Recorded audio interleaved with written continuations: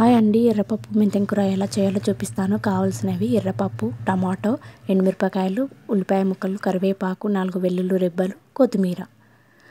మెంతెం కూరను బాగా శుభ్రంగా గిన్నెలో వాటర్ వేసుకొని బాగా కడుక్కోవాలండి. ఇలా కడిగేసుకున్న తర్వాత కడాయి పెట్టేసుకొని 2 టేబుల్ స్పూన్ల ఆయిల్ వేసుకోవాలి. ఆయిల్ కొంచెం హీట్ అవ్వాలండి. కొద్దిగా జీలకర్ర చిటపటలాడేలా వేసుకోవాలి.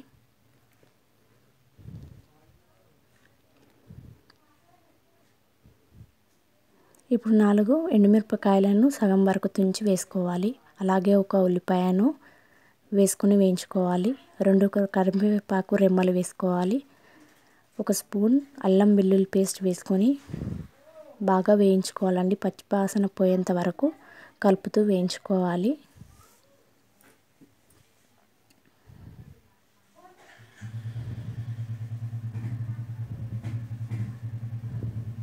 ఇప్పుడు 1 చెంచా పసుపు వేసుకోవాలండి.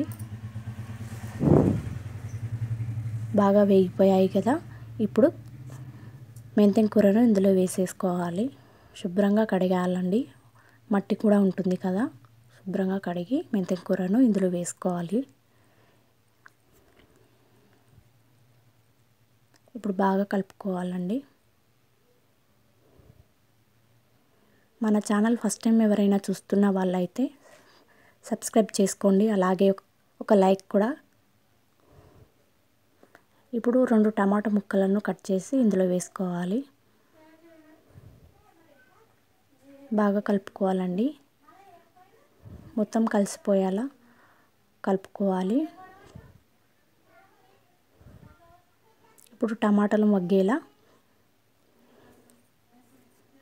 మూత పెట్టేసుకోవాలి. ఇప్పుడు చూద్దాం. టమాటాలు బాగా మగ్గిపోయాయి.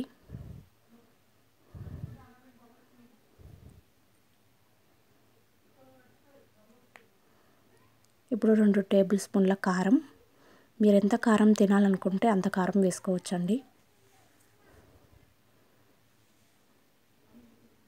మీ టేస్ట్కు తగ్గట్టు ఉప్పు. నేను 2 టేబుల్ స్పూన్ల ఉప్పు వేసానండి. వేసి బాగా కలుపుకోవాలి. అడుగంటిపోతూ ఉంటుంది కదా, అలా అంటకుండా కలుపుకోవాలండి.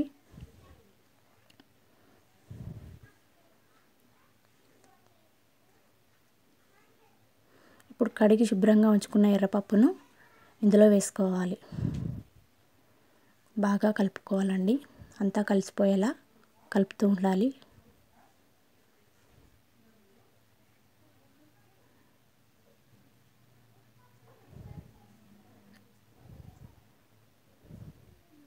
ఇప్పుడు అడుగు అంటకుండా ఉండడానికి కొద్దిగా వాటర్ వేసాను.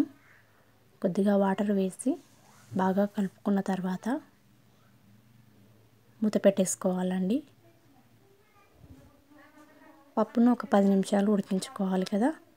ఇప్పుడు చూద్దాము.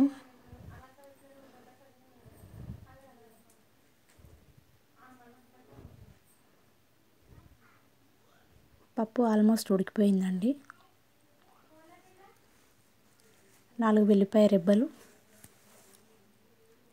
అలాగే కొంచెం కొత్తిమీరను కూడా వేసుకోవాలి. ఇప్పుడు మరొకసారి కలుపుకొని ఇంకొంచెం చిక్కబడేలా మూత పెట్టేసుకోవాలి.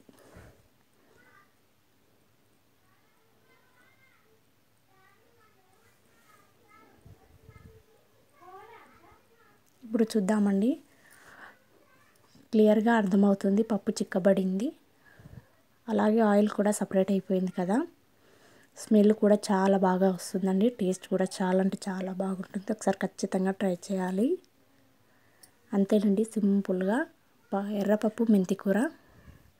కుక్కర్ లేకుండా ఇలా చేయొచ్చండి. చాలా టేస్టీగా ఉంటుంది.